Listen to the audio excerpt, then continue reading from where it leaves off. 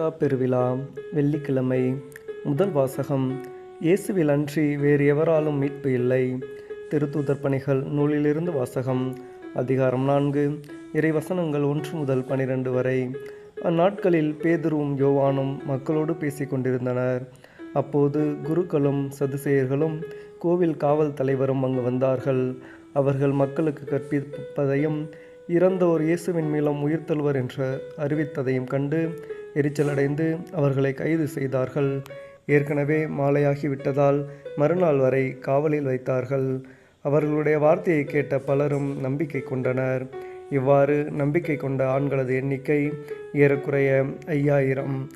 மறுநாள் தலைவர்களும் மூப்பர்களும் மறைநூல் அறிஞர்களும் எருசலேமில் ஒன்று கூடினார்கள். அவர்களுடன் தலைமை குருவான அன்னாவும் கயபா, யோவான், அலெக்சாந்தர் ஆகியோரும் தலைமை குருவின் குடும்பத்தை சேர்ந்த அனைவரும் கூடியிருந்தார்கள். அவர்கள் திருத்தூதர்களை நடுவில் நிறுத்தி, நீங்கள் எந்த வல்லமையால் அல்லது எந்த பெயரால் இதனை செய்தீர்கள் என்று வினவினார்கள். அப்பொழுது பேதுரு தூய ஆவியால் ஆட்கொள்ளப்பட்டு அவர்களுக்கு மறுமொழியாக, மக்கள் தலைவர்களே, மூப்பர்களே, உடல் நலமற்றிருந்த இவருக்கு நாங்கள் செய்த நற்செயல் எப்படி நிகழ்ந்தது என்பதை குறித்து நாங்கள் இன்று விசாரணை செய்யப்படுகிறோம். நாசரேத்து இயேசுவின் பெயரால் இவர் நலமடைந்து நம்முடன் நிற்கிறார்.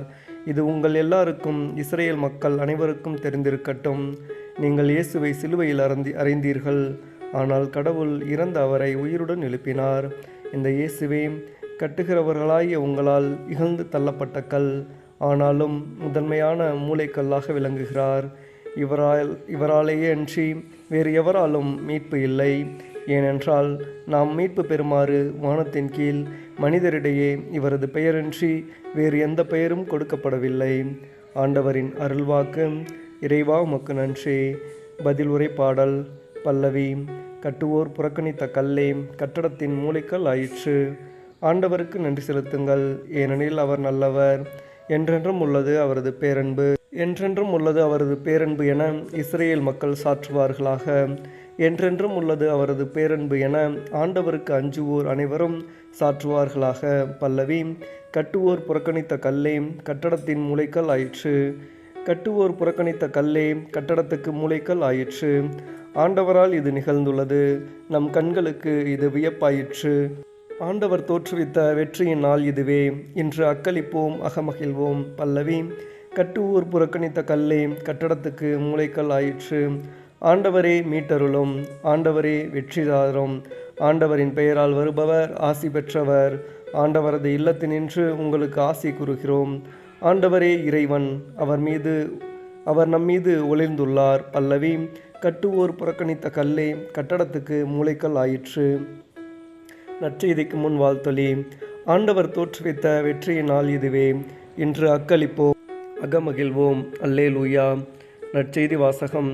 இயேசு சீடர்கள் அருகில் வந்து அப்பத்தை எடுத்து அவர்களிடம் கொடுத்தார். மீனையும் அவ்வாறே கொடுத்தார். யோவான் எழுதிய தூய நற்செய்தியிலிருந்து வாசகம். அதிகாரம் 21, இறை வார்த்தைகள் 1 முதல் 14 வரை. அக்காலத்தில் இயேசு தம் சீடருக்கு திபேரிய கடல் அருகே மீண்டும் தோன்றினார். அவர் தோன்றியது இவ்வாறு. சீமோன் பேதுரு, திதிம் எனப்படும் தோமா, கலிலேயாவில் உள்ள கானாவை சேர்ந்த நத்தனியேல், செபதேவியின் மக்கள் ஆகியோரோடு இயேசுவின் சீடர்களுள் வேறு இருவரும் கூடியிருந்தனர். அப்போது சீமோன் பேதுரு அவர்களிடம், நான் மீன் பிடிக்கப் போகிறேன் என்றார். அவர்கள், நாங்களும் உம்மோடு வருகிறோம் என்று போய் படகில் ஏறினார்கள். அன்று இரவு அவர்களுக்கு மீன் ஒன்றும் கிடைக்கவில்லை. ஏற்கனவே விடியற்காலை ஆகியிருந்தது. இயேசு கரையில் நின்றார். ஆனால் அவர் இயேசு என்று சீடர்கள் அறிந்து கொள்ளவில்லை. இயேசு அவர்களிடம், பிள்ளைகளே, மீன் ஒன்றும் படவில்லையா என்று கேட்டார். அதற்கு அவர்கள் இல்லை என்றார்கள். அவர், படகின் வலப்பக்கத்தில் வலை வீசுங்கள், மீன் கிடைக்கும் என்றார். மீன் கிடைக்கும் என்று அவர்களிடம் கூறினார். அவர்களும் அவ்வாறே வீசினார்கள்.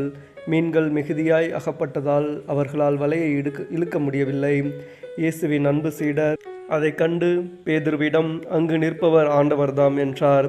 அதை கேட்டவுடன் தம் ஆடையை களைந்திருந்த சீமோன் பேதுரு ஆடையை இடுப்பில் கட்டிக்கொண்டு கடலில் குதித்தார். மற்ற சீடர்கள் மீன்களுடன் வலையை இழுத்து கொண்டு படகிலேயே வந்தார்கள். அவர்கள் கரையிலிருந்து வெகு தொலைவில் இல்லை. ஏறக்குறைய 100 மீட்டர் தொலையில்தான் இருந்தார்கள். படகை விட்டு இறங்கியவுடன் கரியினால் தீ மூட்டியிருப்பதையும் அதன் மீது மீன் வைத்திருப்பதையும் அவர்கள் கண்டார்கள். அங்கு அப்பமும் இருந்தது. இயேசு அவர்களிடம், நீங்கள் இப்போது பிடித்தவற்றில் சில மீன்களை கொண்டு வாருங்கள் என்றார். சீமோன் பேதுரு படகில் ஏறி வலையை கரைக்கு இழுத்தார். வலை நிறைய பெரிய மீன்கள் இருந்தன. அவற்றின் எண்ணிக்கை 153. இத்தனை மீன்கள் இருந்தும் வலை கிழியவில்லை. இயேசு அவர்களிடம், உணவருந்த வாருங்கள் என்றார். சீடர்களுள் எவரும் நீர் யார் என்று இயேசுவிடம் கேட்க துணியவில்லை. ஏனெனில் அவர் ஆண்டவர்தாம் என்று அவர்கள் அறிந்து கொண்டார்கள். இயேசு அவர்கள் அருகில் வந்து அப்பத்தை எடுத்து அவர்களிடம் கொடுத்தார். மீனையும் அவ்வாறே கொடுத்தார்.